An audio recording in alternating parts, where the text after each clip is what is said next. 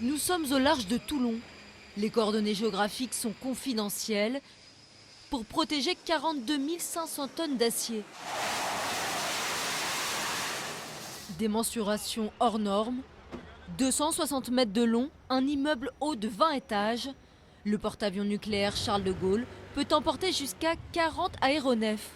C'est le plus gros navire de la Marine nationale. Sur le pont d'envol, 12 chasseurs bombardiers Rafale s'entraînent à partir en exercice. En chef d'orchestre, les officiers de lancement guident les pilotes. Les appareils doivent atteindre 250 km/h en moins de 2 secondes.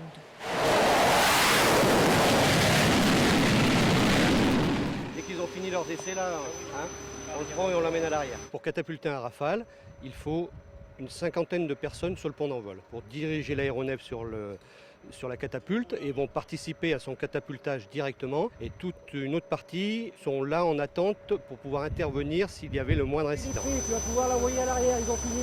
À chaque couleur, sa compétence. Les hommes en vert gèrent la mécanique, les gilets bleus, la logistique, les rouges, les armes. Une ville-usine flottante de 2000 marins. Après l'effervescence du pont d'envol, le calme de la passerelle. Ici, seuls les ordres du commandant fusent. L'enjeu, être opérationnel à tout moment.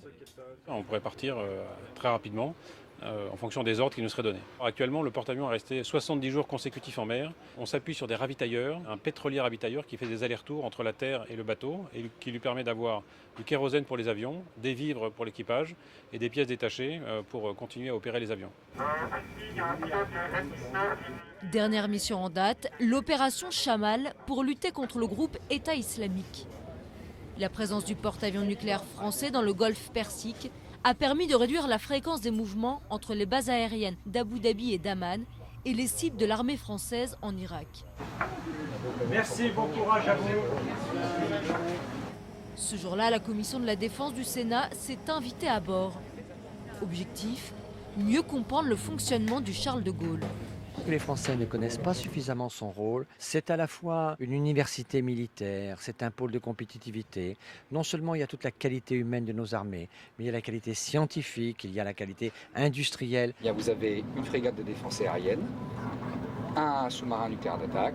L'occasion également de témoigner leur reconnaissance aux marins. C'est impressionnant et en même temps c'est rassurant parce qu'on se sent quand même très protégé, on se sent fort et on est fiers d'être français. Ce porte-avions est bien la jonction et le trait d'union de toutes les forces pour pouvoir justement être crédible sur les théâtres internationaux, opérationnels. Un étendard de la puissance militaire française qui a un prix. L'engagement du Charles de Gaulle en opération pourrait coûter chaque mois 20 millions d'euros. Mais c'est encore loin, bien loin, du coût d'un engagement de troupes au sol.